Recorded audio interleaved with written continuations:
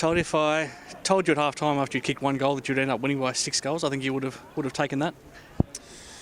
Yeah, look, the scoreboard was weird, wasn't it? I thought we dominated most of the game and didn't convert, missed some shots and had some shots that didn't even score. So, and a couple of times they sort of, I think, more out of our poor ball use, really made it hard to defend a couple of them, and they scored. So, invited them back in. Do you think it's a one-off, the goal kicking, or is it an ongoing concern, or what do you think about that side of it? I think we've been pretty good along the way. I think we go about 65% most of the time. So, there were certainly some chances that we blundered. Some of them, before we even got a shot. So, some stuff to work on. So, do you come away from it with a 6-goal win, feeling like you could have won by a lot more, and you probably deserved to win by a lot more, and you still played reasonable footy, even if the half-time scoreboard didn't really probably suggest that? No, I didn't think we played great, to be honest. Probably highlighted a few things we need to work on, which is good. To get a win was probably a bonus. But to their credit, they're got a lot of young kids and very inexperienced, and I thought their pressure and endeavour and intent was probably way better and more consistent than ours. Another first game or two, and it's a big job, no matter who you're up against or whatever the situation, to play your first league game and carry the ruck. But Jacob Warne did a good job. Yeah, he was okay, Warne. We just thought it was important to bring a ruckman in rather than try and pinch it. So keep our structure. So yeah, he competed pretty well, and good story again. Similar to Trav Abbott, been around the group and the club for 3 or 4 years, and had to work hard and to get an opportunity. So happy for him.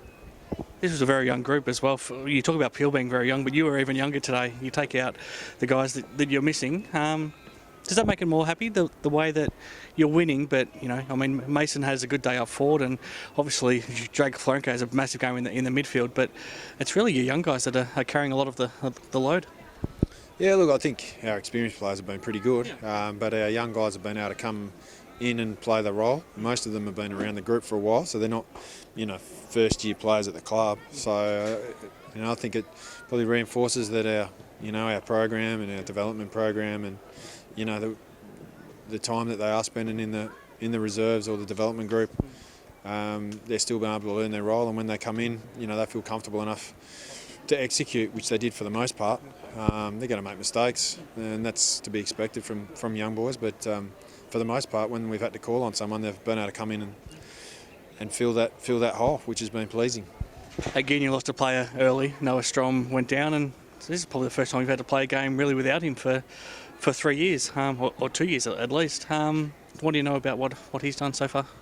Look, he's just a bit tight in the hamstring, so I guess the beauty of being 5 and zip is, we've done it all year, to be honest. If there's been any risk, we haven't taken it. So we took him out straight away.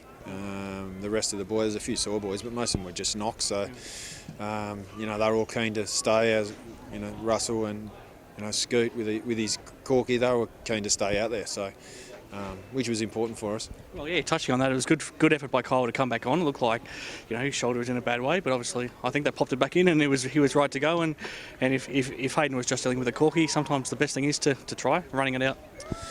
Yeah, look, we spoke about it 3/4 time, taking him out, and he was, no, mate, I'm going to stay out. So you got to back and trust the player. So yeah, we got through, and now we get to we've got a couple more to go. So. We'll recover and prepare for next week. Still got some guys to come in. Do Brock, Zach Dent and Luffy and Chris Luff, of course, yeah.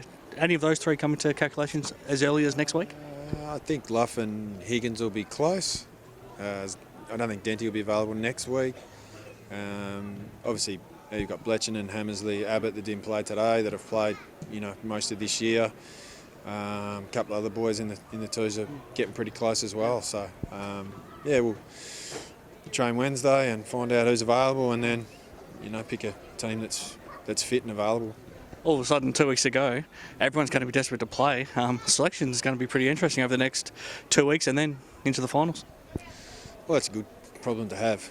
Sometimes it can be tough for the players, and it's tough on the coaches as well. But at the end of the day, we want as many available as we can.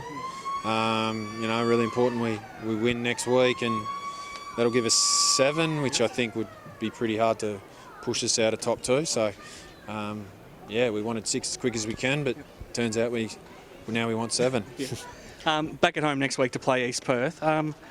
What's your reaction to the news that Fremantle Oval will host the grand final? It's a massive thing for the club. Whether you end up making it or not, it's a massive thing to host the grand final for obvious reasons. What was your reaction as a coach and playing group? Look, when I suppose the footy club touted that they were going to be in a position to bid because Optus Oval was just financially not viable for the competition. In Fremantle, really everywhere with this unique year, it's been tough for all businesses. So it's a great opportunity for the city of Fremantle as well. So it's fantastic. But in terms of where we play and if we play, we don't really care. It's great for our supporters and our members and our footy club. But as a playing group and a footy department, we just want to keep winning and keep qualifying and keep winning games, and we're happy to go and play anywhere, to be honest. Really, you don't need added motivations to try and win a premiership, do you? No, I don't think so. No. Very good. Thanks, Todd. No worries. Cheers.